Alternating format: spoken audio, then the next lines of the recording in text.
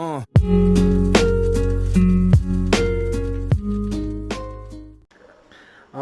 hey everybody, welcome back to the channel. This is Rob here at Smirking Gun Reviews, back to talk more The Boys from Amazon Prime, based on the comic book by Garth Ennis. We're on Season 1, Episode 4. It's called The Female of the Species, so we're going to be highlighting all the females on this show today. And yeah, so we're going to just jump right in this, because I was having a really hard time getting motivated today. It's my only day off for like 6 days. I've got stuff in the middle of the week, I've got stuff at the end of the week, and so I just was kind of sitting around playing Ni no Kuni and not doing anything. So I watched the episode and I got stuff set up for it, but I didn't want to record. I don't know why, but I'm just doing it. It's fresh in my mind still, so let's jump in to happier times for Billy, where he's remembering a time with his wife that is happy to him. You know, they're in bed together, they've done some stuff. And she's talking him into going to a concert that he doesn't want to see, which is a great callback later in the episode. And once we flash back to the present, it's nice to see that, even though he lives so sparsely, he still likes to eat even a Hot Pocket with a knife and fork at least. But this feels like a ritual. Not the Hot Pocket part, because it doesn't look like he ever keeps much in his refrigerator, but the studying of the footage of what I believe would probably be one of the last images of his wife before whatever fate befell her, and she looks really concerned.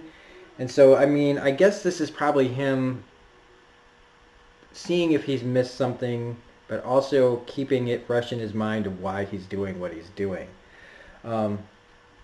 Which leads him to go sneak into Jennifer Esposito's agent, Susan. I don't remember her last name, where he's trying to get her on board with the Compound V stuff. He doesn't have any proof, he's going on his charm alone, whatever, to try to get Soups to not be in the military, and that if he can find the Compound V, maybe they can do a deal. And if you don't know who Jennifer Esposito is, she's been in a lot of stuff, but I found this little thing that I thought I'd share with you for if you want to go all the way back to when I first saw Jennifer Esposito. Making time with the supply girl? Wow, we're allowed to date in-house here? Yes, you are. In fact, it's encouraged. Stuart? Yeah? Come here. You will never get this close to me again. You smell good. I actually really missed that show up until Michael J. Fox left, but anyway, that's where I first was introduced to Jennifer Esposito. She's a really great actress, but she's telling Billy here that if he can't deliver, if he screws her over, which, let's face it, it's 4 episodes in now, and I know what Billy is capable of doing for his own interests in stopping the, at least Homelander. Which leads them to pressing Popclaw some more, because they want to know where this Compound V is coming from. They've been staking out this place for a while, and they're not seeing anything. It's this like Chinese or Asian restaurant, and so they've been sitting there for a while. She's freaking out because, she's worried about getting caught. Meanwhile, Mother's Milk is talking to his, girl, talking about K Jewelers and tearing it down. It's really funny. There's also the line, I'm free to explore what? Gonorrhea? I love that line. That was pretty funny. I like their chemistry, that they don't have chemistry, that they're forced to be together, that kind of thing. But, I mean, they're the boys, and you get a bunch of guys together, and, to be honest with you, I don't like hanging with the boys, or never have. I don't mean these boys, I just mean boys in general. I've always been kind of a lone wolf, maybe a one guy friend kind of thing, where I can hang out with maybe a guy, occasionally. But most of the time, guys just kind of bug me. They really, you know how some girls can't stand other girls? Well, I'm the same way with guys. Um, well, they track down this guy who's got packages and he's packing heat. So they go to follow him into the restaurant. And inside, they've got their shady dealings. They break in. They got guns everywhere. They sneak past them.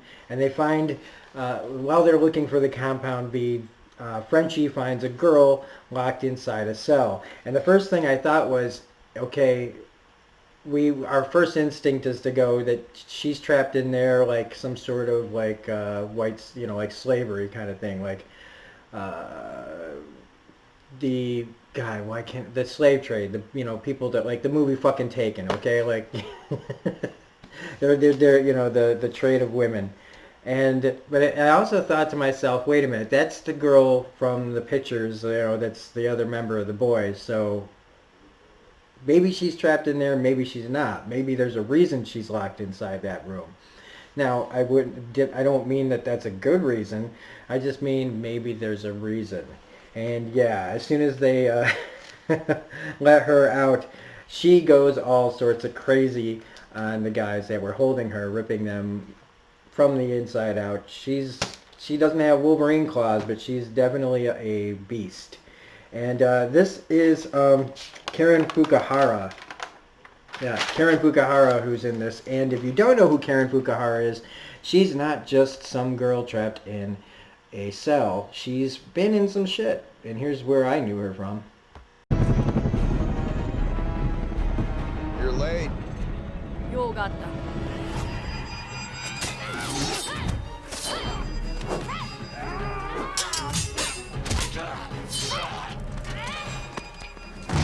頼もう勘弁してくれ。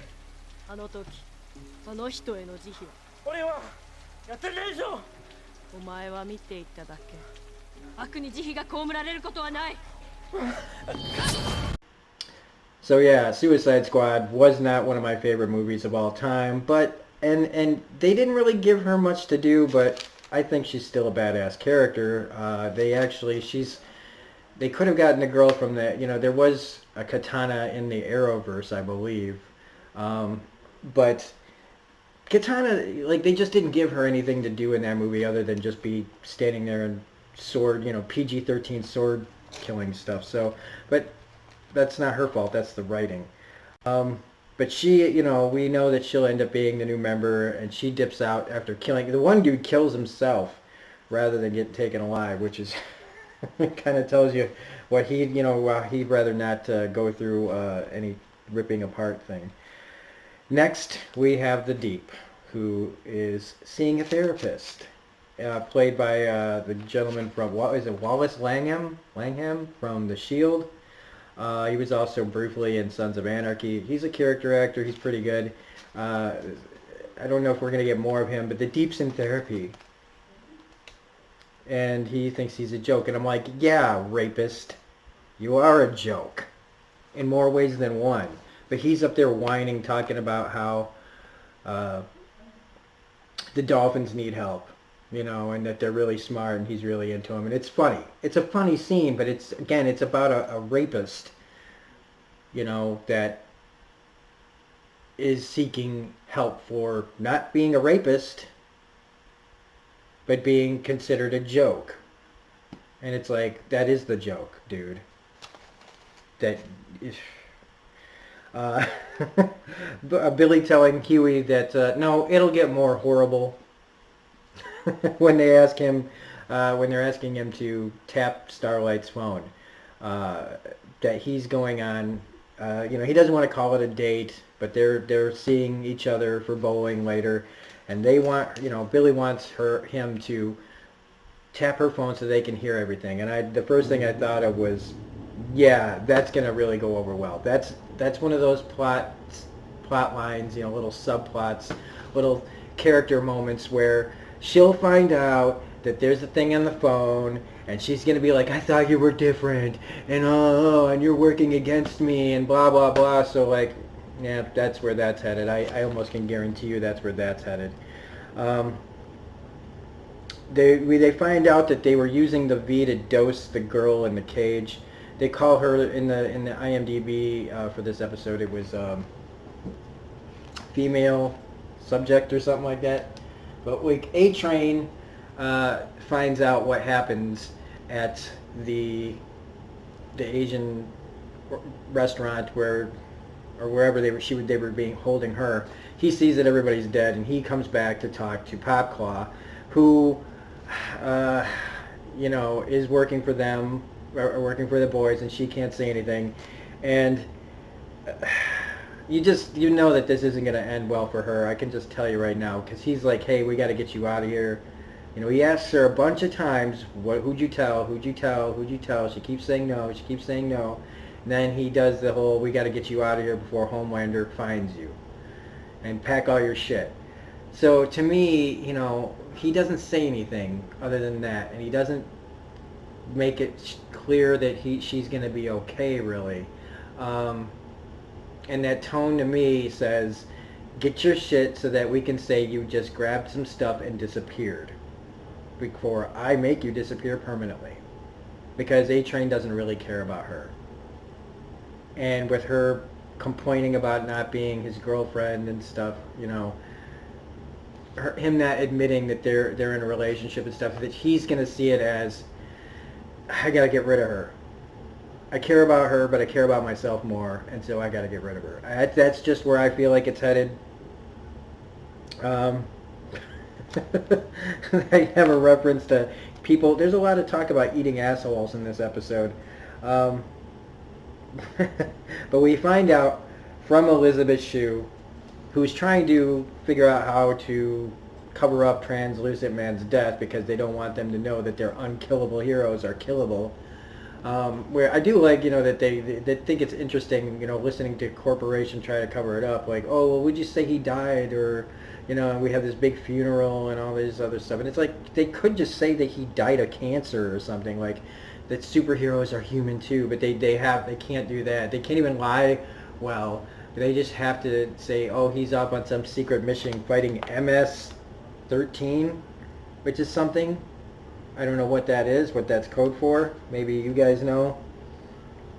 But they talk about this, they find out about this hijacking, right? All of a sudden they're talking about a hijacking. Or Elizabeth Shue saying, look at the news, there's a hijacking to Homelander, and if we go there and stop this plane from being hijacked in international waters, because you guys can't go to Europe, which again, why is Homelander listening to anyone? He's a psychopath. He can do whatever he wants. So why is he holding back? And I don't mean to say that I want this man to kill everyone on Earth. I'm just saying what's stopping him. That's something that hasn't been revealed. We hear about that guy on the top floor, right? And I know that he's obsessed with Elizabeth Shue, and now I'm starting to think that baby is his. I don't know. I thought at first, because they have this weird relationship, but I thought maybe it was mother-son kind of thing, and maybe it is, but I think they had sex. And I thought maybe that baby's his, and that's why he gave it a weird look, and that's why he doesn't like to be reminded of it, crying and stuff. Although I feel like maybe if it was his kid, she would have said something, or maybe she hasn't told him that it's her kid, or his kid. But speaking of Elizabeth Shue, who is great on this, I've liked her since Adventures in Babysitting. And she's been in Back to the Future 2 and 3, and Leaving in Las Vegas she was phenomenal in. And you know, she's done a whole bunch of things throughout her career, but I found something that proves that while her character runs a corporation, joking, I'm just prefacing right away, this is a joke when I say this isn't the first time she's been a corporate shill. And I'm kidding, Elizabeth Shue, I'm kidding, but I had to say it before I played this clip. Broiling beef frying! Broiling beef frying! America's practicing for their free Whopper at Burger King. Because this weekend only, all you gotta do is buy one Whopper and say, Broiling beef frying! and get a second Whopper free. Broiling beef frying! Right, nearly 3-to-1 in a coast-to-coast opinion poll. Broiling beef frying. Buy a Whopper, get one free at Burger King this Saturday and Sunday only. Just say, What is it again?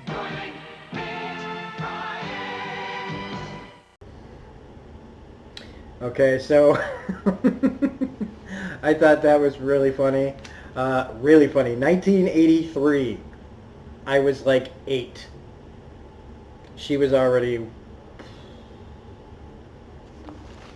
I don't know how old she is in real life, but Elizabeth, if you ever find yourself, you know... I don't know where I'm going with that.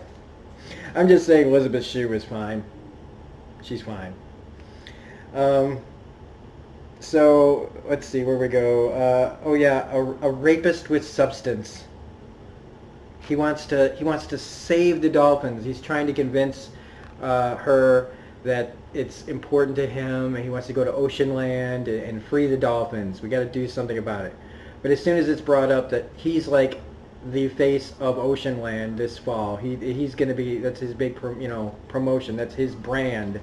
That when he says that he wants out of it, she's just like, nope, can't do it, buddy. Gotta stand there and be the face of it because it's your brand, and you can't go against your brand. And it's like they trying to get me to sympathize. I don't know. I don't know if they're trying to get me to sympathize, but there's nothing that can make me sympathize. Like, yeah, the dolphins should be saved, but not by you. And if you do save them, I mean, I would only want you to do it and then die. It's like how I feel about characters like Serena Joy on The Handmaid's Tale. Like, yeah, you can do something good as long as it involves when you die. You know, you want your redemptive arc, fine. Just as long as, like, these dolphins, after you rescue them, like, kill you. But they don't let him do it because, again, they can't. And, you know, the deal that they've made to be famous is biting them constantly in the ass. Yeah, A Train and Pop Claw, blah, blah, blah. Huey and Starlight. It's nice. It's a nice scene because it's, you know, her trying to pretend that she doesn't have superpowers. Trying to be a regular girl.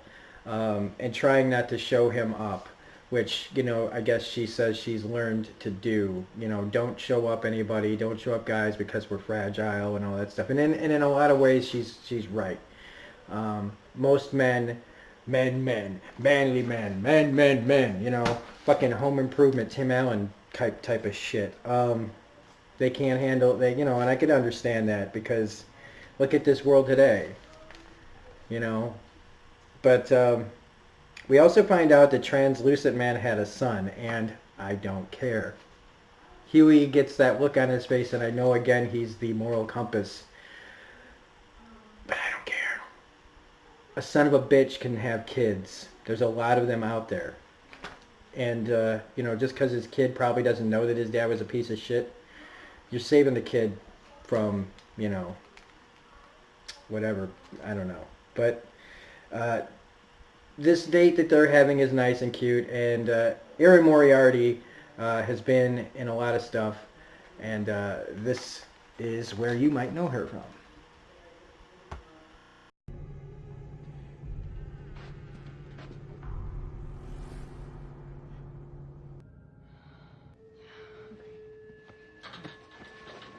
Let's go. Come on. No, I can't.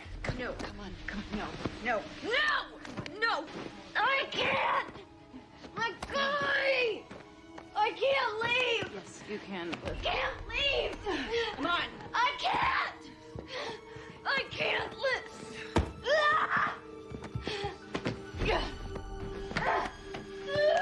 No! No! Put me down! No! And so, yeah, this isn't the first show where she's had to put up with a lot of stuff from somebody who had powers. And Jessica Jones, when she played Hope Schlotzman, I think it is, or Schlotman, Kilgrave took her over and did a real number on that poor girl. And so, again, showing that, you know, she knew how to do this kind of role right away. But except this time, you know, they give her so much more. She's a co-star. She's a starring role in this, not just a tragic guest star on Jessica Jones. But we go to the hijack scene. which is really cinematic and really cool. But I see these guys with the box cutters, right? And that's the weapon that they used on the planes in 9/11. And I just... fuck box cutters. I'm sorry. Fuck box cutters, okay? Are you telling me that people just go down because somebody's got a box cutter? I don't know. I guess it's because people just don't think that these kind of things would happen. But I say fuck box cutters. So they get on there. Maeve and Homelander get on there. And they're, hey, everybody. Everything's cool. And I love just Homelander is so detached and so casual about everything. Well, like these puny humans are worried about themselves. And he's just so like, oh, it's all got to be taken care of. Except when they go into the pilot's, the cockpit, they find that one of the pilots is dead from the guy cutting his throat, and the other one is about to kill the other pilot, and before, because Homelander is all impulse and no control, he fries the guy, he decapitates him with his fucking laser eyes, and killing, well, because he shoots the pilot, and then Homelander will fucking melts that guy and the controls. So the plane's going down because he again couldn't control himself, and now everybody on this plane is going to die. And it made me think, when she's like, well, you're going to have to go out there and stop the plane, lift it up. He's like, how? And all this stuff. And I'm like, you low-rent Superman fuck. You can't even stop a fucking plane. Now, I know they're talking about physics and things like, oh, I could accidentally put my hole through this or blah, blah, blah. He just doesn't want to. He sees it as a loss, and he's just like, fuck it. Because he doesn't care. It doesn't matter to him if they live or die. And so he could go out there. He could stop this thing. I mean, maybe he can't. Maybe he needs more of the Compound V to do a better job at it. But, I mean, come on. He's just not interested at all. And when Maeve tries to... get him to stop, it's them or you can go down with him. And even though she's desperate to try to stop this powerful man from doing something rash, she can't, because she's afraid of him too, but not afraid enough to try to stop him. And again, it's just another person losing a bit of their soul to what this is. And this is not the first time that actress has had to try to stop a powerful person from doing something rash. Dominique McElligott, I'm trying to say her name because it's a lot, was on a little show called Hell on Wheels, where she had to deal with powerful men all the time. Stop! This is not the way! Some bitch trying to kill you? Stop! Stop! You will not kill another man in a rage. I won't have Durant's blood on my hands. Why the hell did you tell me? To prove to you, finally, that he has to go. But not this way. You and I can build this railroad together. I've already shipped the letter. But the board won't take a woman seriously. I can't do this without you.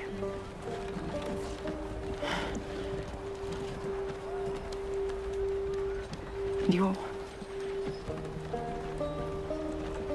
better with me, aren't you?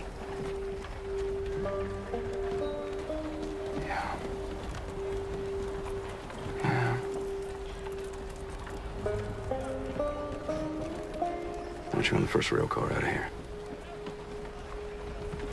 You ain't gonna be on it, is he? No. Don't so. Protect our bridge. I'll be here waiting for you when you get back.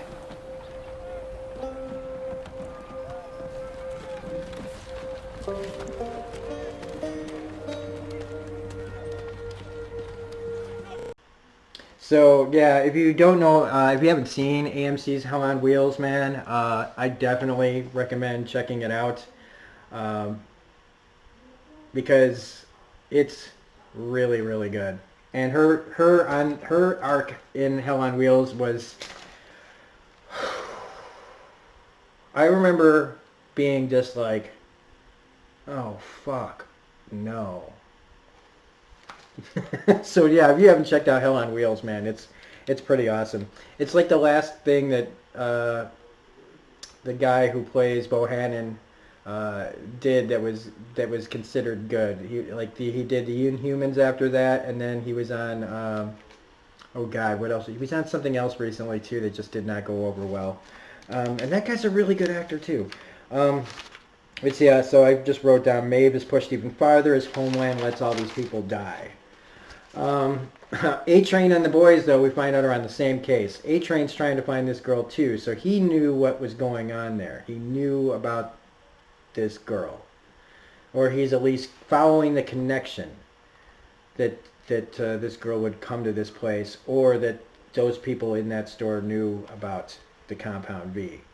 We also find out at Huey and Starlight's date, there's a TV on there, and it's this religious guy named Ezekiel who's throwing a big old religious thing, you know, a little, I don't know what you want to call it, festival for God or some crap, where Homelander and Starlight are going to be there. You know, it's all, again, window dressing. Starlight saying, you know, she's not there to convert people. She's there to, like, talk to little girls and try to be a good role model and stuff like that. So she's trying to use her position to help people, at the same time letting it chip a little bit away at her soul. And sure, maybe all these people started out that way. Maybe they did. And then they want to, if the show's just going to try to blame corporate America, fine, but you got to make these people pay for their actions too. That every choice you make, you know, even if there's nothing but bad choices, you still have to make a choice. And sometimes the right choice feels like the wrong choice, but I don't know. But when Starlight decides to stop playing around, when he says, don't fucking do that, like, play the game, show your powers. I think it's cool. I think it's awesome. You know, I would love to be able to do what you can do. And so she plays and she knocks them all down. And, you know, it's just gonna suck even harder when she gets mad at him for tapping her phone. Because come on, this kind of thing always comes out. We also find out that Ezekiel is connected to the V. So, of course, that's where they're going to be headed next. Frenchie, we find out after he finds the girl in the store, find out that he was held against his will by some sick fuck. And so that's the connection that he has with her. But again, she's feral. She's been kept there. We don't know really what's going, you know, like what her backstory is at all. And so she just keeps coming, you know, running away. Huey hallucinates Robin when he's talking to Starlight and she leaves. And that's when he realizes, like, he's there to do a job, kind of like how Frenchie isn't capable of doing it, because of what, like, he's letting this girl keep going. He's not following the orders, but Huey at least remembers why he's doing what he's doing, even if it's reluctantly. And again, like I said, this is not going to play out like the way that they want. I can just tell you that right now. They might get some information, but she's going to be just as mad, if anything, more mad than we even might think. And we also find out that because Frenchie didn't follow orders, that the person that they keep referring to, Mallory, who's dead, find out that he was supposed to follow this guy named Lamplight around, who ended up torching her grandkids, and they died because of this. And everybody basically, you know, Mother's Milk gets pissed off, Frenchie's pissed off. They all, you know, they want to leave, they want to separate. And this is when we get our little Spice Girl speech, showing that, you know, he did learn something from his wife and her love of the Spice Girls. What's Sporty Spice up to? Who? Sporty fucking Spice. What's she up to? I don't know. Exactly. How about Posh? You know what she's doing? I don't understand. Making clothes for anorexics, all right? Not exactly a growth market. And Baby, you know what she's doing? Fuck all. Not even page 6 of the Daily Mail. And Scary Spice, up to her eyeballs in lawsuits and sex tapes. Ginger, on the other hand, has released 3 albums: Passion, Schizophrenic, and Scream If You Want to Go Faster. They'll all make your ears bleed. You see, when they're apart, they're absolute fucking rubbish. But You put them together. They're the goddamn fucking Spice Girls.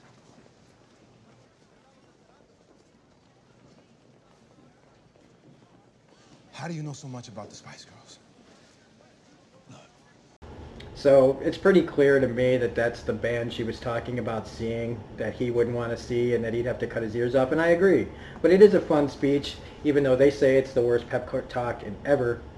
And they're not wrong, but it's pretty funny writing at the same time. We do get the funniest moment though in here. It just made me think of So Long and Thanks for All the Fish, man. It just made me think of something that would be in a Douglas Adams book, where the Deep rescues a dolphin that apparently is in love with him and wants him to touch her blowhole. So I guess even dolphins, well, I've heard about dolphins attacking women on their menstrual cycle, but I didn't know that dolphins would actually have sex with. I don't really want to go there. But in trying to rescue the dolphin, the cops are after him, and he thinks he's going to pull some kind of stunt, and he hits the brakes, and the dolphin goes shooting through the windshield. I love how it looks at him as as it goes past through the windshield, across the pavement. Hey, it might still be okay until, yeah, of course, a semi comes and completely crushes, smashes, destroys the dolphin. But yeah, I mean, he really is a joke. He can't even rescue a dolphin. I wouldn't, is ocean land not near water? Usually, are they? I don't know. I've never been to a SeaWorld, but I always would have thought that they'd be close to water. But I don't know. Maybe he was close, but no cigar. We get A-Train. Okay, so our female subject, played by Karen Fukuhara, is in the subway situation, and she gets into the tunnels where she's immediately grabbed by A-Train, who is pummeling her head against the wall. So apparently her character is really tough because her head should have exploded. But it could be all the compound V that they've been pumping into her that's making her extra strong. So Frenchie really quickly, since they can't just go up to him and expose themselves, they stop him from hurting her any further by just drawing attention to him, saying, "Hey, look, it's A-Train," so he has to stop what he's doing because he doesn't want anybody to see that he's murdering somebody, as usual. The spin that has to go into just about everything these guys do because of how willing they are to just take everybody out that gets in their way. So that stops them, and she takes off, and they want to gas her. Frenchie's saying, well, what if she's a Spice Girl? And so he tries to talk her down, but she's feral. She jumps on him. They gas her. And so they're going to have her probably tied up or back in a cage somewhere to try to talk some sense into her to become another one of the members. Coming up in episode 5 or so. And Homelander and Maeve are sitting on the beach. Well, not sitting on the beach, but they're at the beach looking at all the wreckage. Now, Homelander's pacing, and I'm figuring that Homelander is there just to make sure that nobody survives. The last thing he wants is for anybody to come out of that water alive. And so he's just pacing up and down looking like, they all think he's concerned. All those people are thinking he's concerned. Yeah, he is, about himself. Because if anybody comes out of that water and is able to tell their story, he's fucked. But the thing is, it's why, again, I want to know what they have on him that keeps him from just, going all Brightburn on everybody. But he ends up spinning it in his favor. And it made me think, a tragedy is committed for a military situation to get what they want. A bunch of people have to die, and then they get to give a speech saying that never again, all this stuff. And I happen to think that this whole thing was set up in the first place because, it just happens. I don't put it past the company that they work for to hire people, you know, or at least put it in motion for terrorists to be on a plane. Maybe it's a stretch, but it just seems otherwise convenient because they're not above creating, you know, like reality TV, fictionalizing it, except fictionalizing it with real bad guys. And that's the first thing I thought of throughout twice in this episode was how they try to manipulate a situation where a bunch of people die just so that they can get what they want.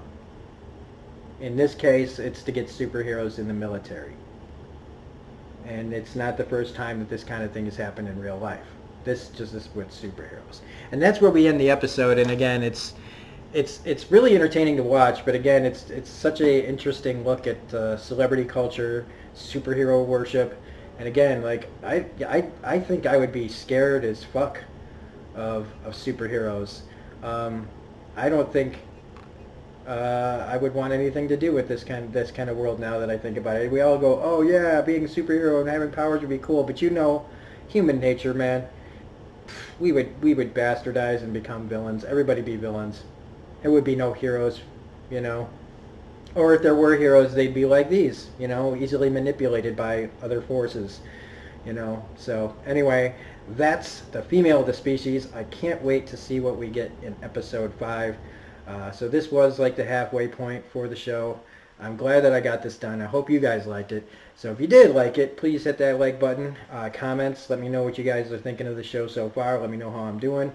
If you're not a subscriber, please become a subscriber and join the fun. We got tons of stuff happening on the channel all the time. Hit the bell for all notifications so you know when all that content is put out. Otherwise, this is Robert Smirking Gun Reviews saying have a great day, and we'll see you on the next video.